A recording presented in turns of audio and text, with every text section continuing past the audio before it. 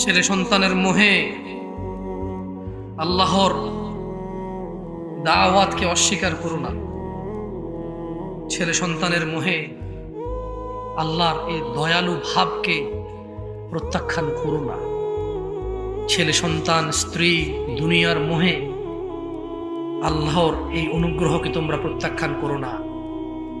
জেনে নাও আলিম পাড়ার মানুষ, ইয়াউমা লা ইনফাউ মালুন ওয়ালা বানুন, সেদিন কোনো কাজে আসবে না তোমার সম্পদ আর তোমার সন্তান।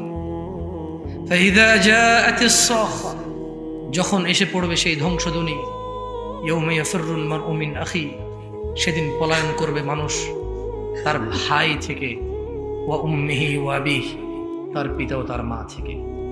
আলিম পাড়ার মানুষ, 5 ওয়াক্ত নামাজ আদায় করো। ওয়াল্লাহি তোমার 60 বছরের দাপট আলিম পাড়ার হওয়ার কারণে, বাংলাদেশের গাজীপুরের হওয়ার কারণে তুমি নিজেকে আজকে আল্লাহ তোমাকে কথা বলার শক্তি দিয়েছে বলে মুসলিম দাবি করতে পারো। জেনে রাখো, মৃত্যুর পরে তোমার আমল নামা যদি 5 ওয়াক্ত নামাজ না থাকে, সেদিন তুমি মুসলিম বলে বিবেচিত হবে কিনা হাদিস তা বলে না।